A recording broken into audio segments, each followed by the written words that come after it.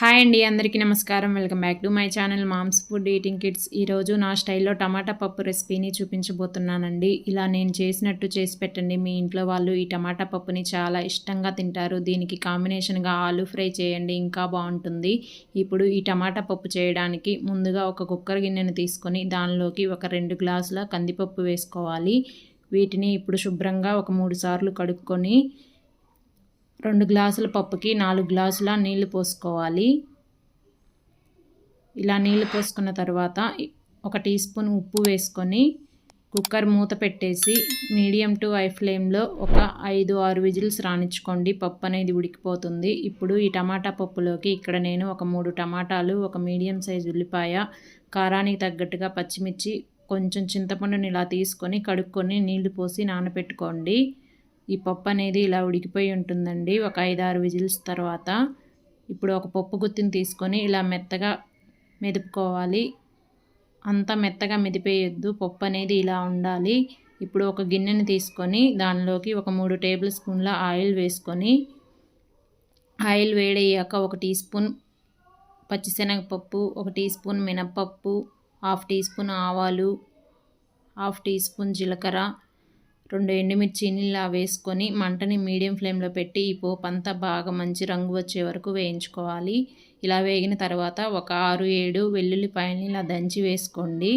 ఇవి కూడా కొంచెం వేగిన తర్వాత ఇక్కడ నేను కొంచెం ముద్దగా ఉండే ఇంగువ వేసుకున్నాను. మీ దగ్గర ఇది లేకపోతే పొడి రూపంలో ఉంటుంది కదా, అది కూడా వేసుకోవచ్చు.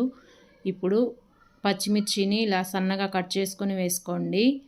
ఇప్పుడు మూత పెట్టేసి పచ్చిమిర్చి కొంచెం మగ్గే వరకు వేగనివ్వాలి. ఇలా మగ్గిపోయిన తర్వాత దీనిలోకి మనం తీసుకున్న ఉల్లిపాయని ఇలా చిన్న ముక్కలుగా కట్ చేసుకొని వేసుకోండి. ఈ ఉల్లిపాయను కూడా కలుపుకొని మూత పెట్టి కొంచెం మెత్తబడే వరకు ఉడికించుకోవాలి. ఇలా ఉల్లిపాయ మగ్గిపోయిన తర్వాత కొంచెం కరివేపాకు, కట్ చేసి పెట్టుకున్న కొంచెం కొత్తిమీరని వేసుకొని 1 నిమిషం పాటు ఈ కరివేపాకు, కొత్తిమీరని ఫ్రై చేయండి. ఫ్లేవర్ చాలా బాగుంటుంది. ఇప్పుడు ఇలా ఫ్రై అయిపోయిన తర్వాత టమాటాలని ఇలా చిన్న ముక్కలుగా కట్ చేసుకొని వేసుకోవాలి. ఈ టమాటాలు, పోపు అంతా బాగా కలిసిపోయేటట్టు బాగా కలుపుకొని ఒకసారి మూత పెట్టేసుకొని టమాటా కొంచెం మెత్తబడే వరకు ఉడికించుకోవాలి. ఇలా కొంచెం టమాటా మెత్తబడిన తర్వాత దీనిలోకి ఇప్పుడు 1 టీ స్పూన్ ఉప్పు, 1/2 టీ స్పూన్ పసుపు వేసుకొని ఈ 2 బాగా కలిసిపోయేటట్టు కలుపుకున్న తర్వాత మళ్ళీ మూత పెట్టుకొని టమాటా మెత్తబడే వరకు ఉడికించుకోవాలి. చూసారా, ఇలా ఉండాలి. టమాటా అనేది బాగా ఉడికిపోయిన తర్వాత ఇలా అంతా ఒకసారి కలుపుకొని ఇప్పుడు దీనిలోకి చింతపండు రసాన్ని వేసుకోండి. ఇలా వేసుకున్న తర్వాత ఒకసారి కలుపుకొని ఈ చింతపండు రసాన్ని 2 నిమిషాల పాటు ఉడికించండి మూత పెట్టుకొని. ఇలా చింతపండు రసం కొంచెం ఉడికిన తర్వాత దీనిలోకి మనం మెదిపి పెట్టుకున్న పప్పునంతా వేసేసుకోవాలి. ఇలా అంతా వేసుకున్న తర్వాత ఈ పప్పు, టమాటా అంతా కలిసిపోయేటట్టు బాగా కలుపుకొని దీనిలోకి మీ కన్సిస్టెన్సీ తగ్గట్టుగా వాటర్ వేసుకోవాలి. నేను కుక్కర్ గిన్నెలో కొంచెం నీళ్లు పోసుకొని ఇలా వేసుకున్నానండి. 1.5 టీ గ్లాస్ ఉంటాయి అవి. ఇలా ఉండాలి పప్పు కన్సిస్టెన్సీ. అప్పుడే చల్లారిపోయిన తర్వాత కూడా బాగుంటుంది.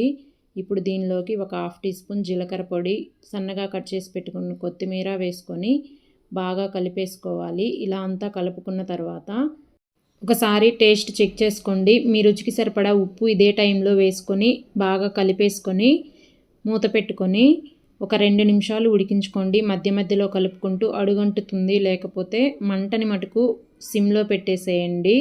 ఇప్పుడు స్టవ్ ఆపేసి లాస్ట్లో 1 టీ స్పూన్ నెయ్యి వేసుకోండి. ఫ్లేవర్ చాలా బాగుంటుంది ఈ పప్పులోకి. ఇలా నెయ్యి అంతా పప్పులో కలిసిపోయేటట్టు కలిపేసుకుంటే అంతేనండి, ఎమ్మి ఎమ్మి టమాటా పప్పు రెడీ అయిపోతుంది. మీరు మీ ఇంట్లో ట్రై చేసి నచ్చితే ఒక లైక్ చేసి మీ ఫ్రెండ్స్ అండ్ రిలేటివ్స్కి షేర్ చేసి నా ఛానల్ని సబ్స్క్రైబ్ చేసుకోండి. Thanks for watching.